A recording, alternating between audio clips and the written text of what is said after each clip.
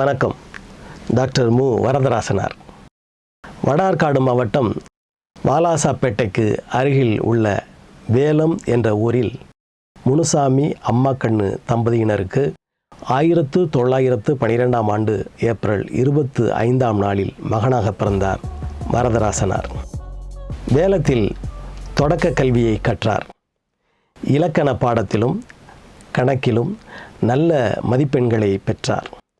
அவரது தமிழாசிரியர் முருகையா என்பவர் தமிழ் வித்வான் படிப்பை படிக்கும்படி கூறினார். அதை ஏற்றுக்கொண்ட வரதராசன் தமிழ் வித்வான் படிப்பை படித்து முடித்தார். அதன் பிறகு சென்னை பச்சையப்பன் கல்லூரியில் தமிழ் ஆசிரியராக நியமிக்கப்பட்டார். தொடர்ந்து MOL பட்டமும் பெற்றார். காந்திய கொள்கைகளில் மிகுந்த ஈடுபாடு கொண்ட வரதராசன் அவர்கள் 1935ஆம் ஆண்டு தனது மாமன் மகளை திருமணம் செய்து கொள்ள முடிவு செய்தார். அப்போது அவரது மாமனார் திருமண உடை வாங்கிக் கொள்வதற்காக 50 ரூபாயை அவரிடம் கொடுத்தாராம். ஆனால் இவரோ ஒரு கதர் சட்டை, ஒரு கதர் வேட்டி, ஒரு கதர் துண்டு இவைகளை மட்டுமே 20 ரூபாய்க்கு வாங்கி கொண்டு மீதம் 30 ரூபாயை மாமனாரிடம் திருப்பி கொடுத்து விட்டாராம்.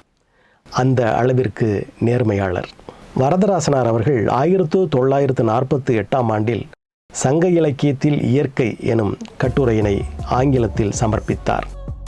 அதன் விளைவாக முனைவர் பட்டம் பெற்றதோடு பேராசிரியராகவும் நியமிக்கப்பட்டார்.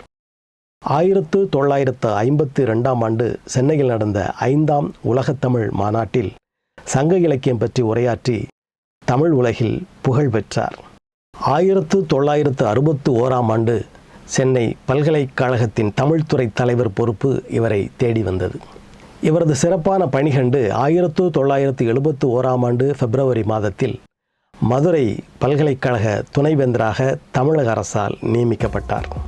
தமிழ் மொழிக்கு மு. வரதராசன் அவர்கள் ஆற்றிய பணியினை மெச்சி அமெரிக்க நாட்டின் ஊஸ்டர் கல்லூரி மு. அவர்களுக்கு கௌரவ முனைவர் பட்டத்தை வழங்கி சிறப்பித்தது.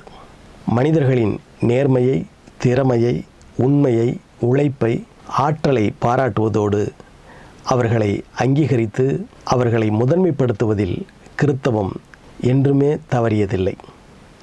நன்றி, வணக்கம்.